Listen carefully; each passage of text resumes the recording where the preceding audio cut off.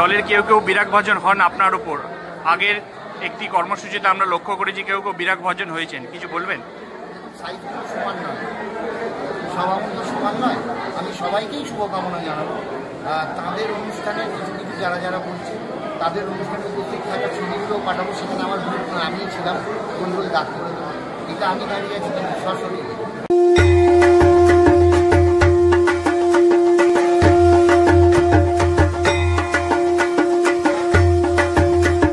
আমাদের জ্যোতিষ বিভাগে আছেন গুপ্তপ্রেস পঞ্জিকার প্রধান রাজগণক, ৬৫ বছরের অভিজ্ঞতা সম্পন্ন পণ্ডিত শ্রী অচিন্ত ভট্টাচার্য।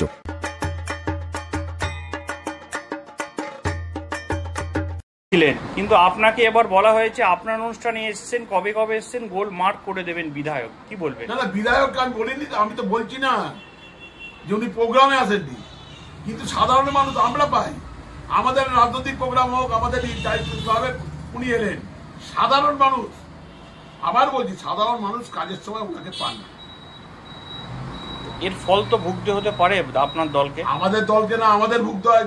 লোক আমাদের কাছে আসে, আবার বলছি, আমরা একবার আমাদের জেলা প্রেসিডেন্ট অরিন্দম গুহিনীর কাছে পাঠাই, একবার আমাদের পরিবহন মন্ত্রী সিরাজ চক্রবর্তীর কাছে পাঠাই, একবার সাথী খন্দকারের কাছে পাঠাই, একবার সুমিত্র রায়ের অফিসে পাঠাই। এই তো আমাদের কাজ। সম্প্রতি বিধায়ক এসেছেন এবং বলেছেন হাতের 5টি আঙুল সমান না, কি বলবেন? না, সে তুমি ঠিকই বলে, হাতের 5টা আঙুল সমান না। দিদিমণিরও তুমি সব বিধায়ক সমান না। এটা নিজের কথাটা নিজেই বলে, ভালো কথা বলেছে।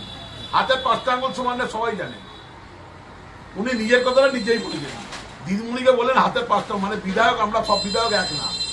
উনি বলেছেন যে দিদি চান আবার দাঁড়াবেন, কি বলবেন?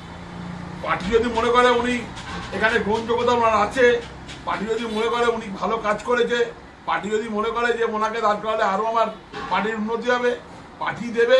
আমরা সিম্বলে খাটি, আমরা মানুষের পাশে, মানুষের জন্য খাটি না। আমাদের হচ্ছে সিম্বলটার জন্য আমরা খাটি। আর মুখ তো একটাই, দিদিমণি মমতা ব্যানার্জি। কাঞ্চন মল্লিক দাঁড়ালেও আমাদের কাজ করতে হবে, আর আপনি দাঁড়ালেও আমাদের কাজ করতে হবে। আপনার নাম? আমার নাম তাপস মুখার্জি।